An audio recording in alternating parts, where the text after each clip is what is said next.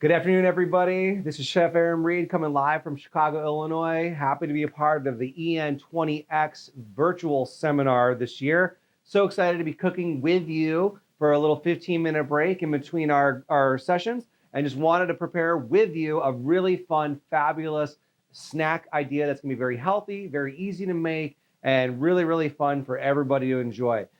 This dish today that we're gonna be doing is gonna be a no bake, no blend, no nothing, just rolling out crunchy chocolate, peanut butter, and oat ball. I absolutely love this dish. Kind of reminds me of just eating raw cookie dough, except it's gonna be nice and safe for us to do. And also doesn't require much other than some hands and a couple of minutes of your time.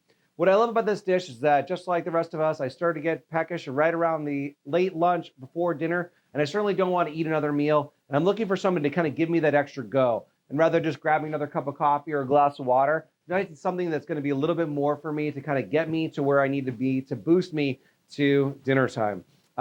Just like everybody else, most of my time I spend thinking of just what I'm going to eat next. And so I'm always thinking about what I can do, especially working from home now, easy recipes to do where you can make ahead of time.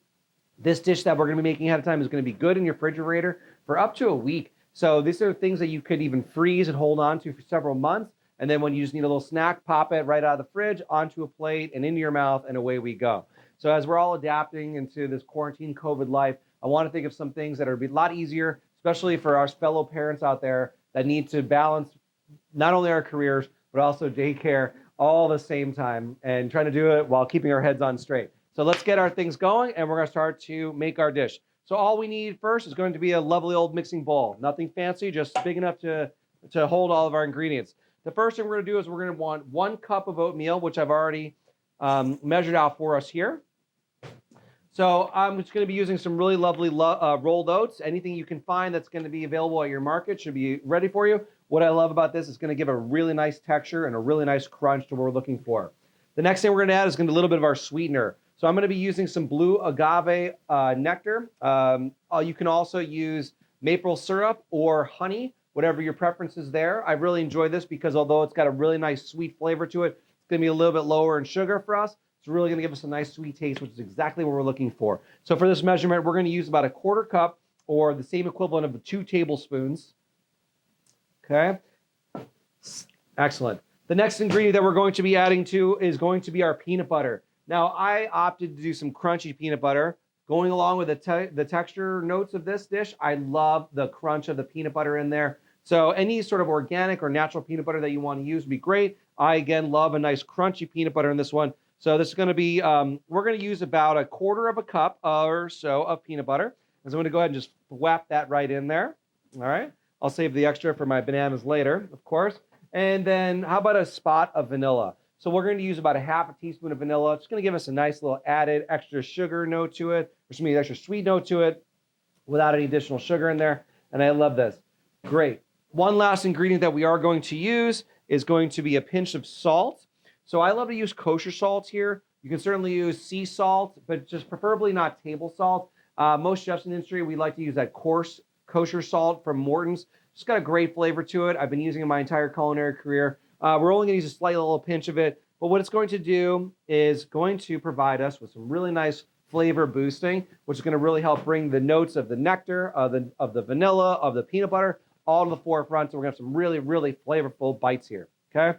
The last thing we're going to want to add is going to be, of course, our chocolate. So there's 2 methods around this. Of course, we could use chocolate chips, which we can melt and pour in. That is going to add a little bit more liquid to your ball, so we're going to have to accommodate that by adding a little bit more rolled oats. However, if you want to stick to our recipe list, I recommend using 1/4 cup of cocoa powder. I've got a really nice dark cacao powder here that I got at Whole Foods. I think it'd be really nice. It doesn't add too much extra sweetness to it. Does give it a little bit of richness. And of course, we all know how much chocolate and peanut butter pair so well together. I absolutely love this dish. And we're just going to add about a 1/4 cup in there. So that's 2 tablespoons, equal measurements. Okay, excellent.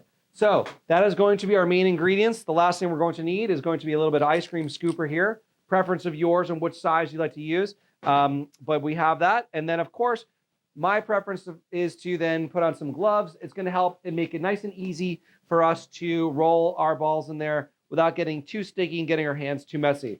Here's a little chef's tip for you. If you ever need a little bit of extra lubricant If you ever need a little extra lubrication in order to get your hands to be not so sticky, I recommend getting a small little bowl with some tap water here. Just room temperature is fine. We want to be able to get in there, and so we can kind of blot our hands every once in a while. I use a similar method when I'm making meatballs of any protein type, but this really helps us kind of roll and be able to maintain sort of without getting just like so tacky all over our hands. Great. All of our ingredients in here. We have our oats, we have our agave, we have our vanilla, we have our cocoa, and our pinch of salt, and of course our peanut butter. Let's go ahead and start to mix this around evenly as best as possible. No need for a blender of any type like that. We just kind of want to make sure to get this peanut butter covered with the oats and the cocoa powder so that it starts to become less sticky and then being able to bind it together. So what's going to happen here is that the peanut butter is going to start to get kind of clumpy, and I'm going to start to squeeze it together almost like a meatball, which you're going to see it's going to start to be able to kind of come together. We're going to use the peanut butter as the binder here. I've seen a few recipes in the past where we add additional egg to help bind it, but then it becomes almost a baked idea. And so for us, we're looking for this nice little crumble. And excellent. It is now thoroughly mixed through, and I feel good that we're ready to go. So here's what I'm talking about. We're going to get this very sticky hand here, right? So the easiest and best way to do this is first, we're going to add a little water directly to our scooper. That kind of helps it so it doesn't stick to that. And then a little bit of water directly onto my hand, like so. And then so with my other hand, I'm going to clump up one portion amount. So we're going to make these into 1 ounce balls. Going to firm it up in my hand here and then scoop it out. And then place my other hand, a little bit of this water as well. It's going to get a little messy. That's why I love the gloves. And then we're just going to roll them. And then roll them up like meatballs. So the easiest way and the most fun way to roll, and especially to find some more consistency in your size, is when you're rolling. The technique that I learned while studying abroad in Italy is to cup your hands like this first. And then when you roll, you're going to maintain that really lovely shape. So there we go. We're going to roll those together. Voila. Perfect ball. Going to go ahead and place those down. And we're going to repeat this process until all of it is gone. So again, what this is going to provide for us is a really lovely bite. Each ball is going to have a count of roughly around 3 grams of sugar, 3 grams of fiber, about 12 grams of carbohydrates, and as well as 90 calories per. So nice and healthy snack, easy to eat, easy to make, also really fun to do with kids. So if you ever have any little ones at home that you want to cook with, this is going to be a great fun dish to work. If you're rolling them and they kind of are breaking a little bit, because the peanut butter just didn't mix in there all the way thoroughly, it's okay. What I recommend doing is just kind of give it a nice little squeeze. You'll see that it'll come together and start to bind naturally. All that peanut butter kind of gets absorbed in there as we go along. Kind of reminds me of making fresh pasta, of course. So what I love about this dish, though, is it's got a lot of fiber, a lot of protein, and it's got some good healthy fats, good amount of carbs that's going to provide us that extra boost that we really need to get through the day. I've done some few variations in this dish by adding in some fruit notes to it. So if you wanted to add some syrups from some fresh raspberries or blueberries, it also adds a nice little pairing to go with the chocolate. One of my favorites is even to mash up a banana and put the banana in there directly.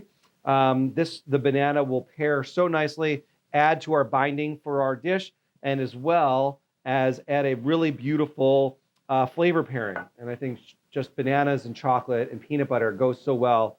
I'm just excited for this. So this is a great little sweet booster to get through your day. Can also be used for dinner and, of course, breakfast. This pairs great with a cup of coffee.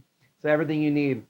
Other than that, I think this is a really simple, easy dish to make. I'd love to just present these two as fun as little appetizers for when my guests are arriving over for our house, especially for our nannies when they're going to be dealing with our kid all day long. And you want to say, here you go, here's something to kind of get you through the day.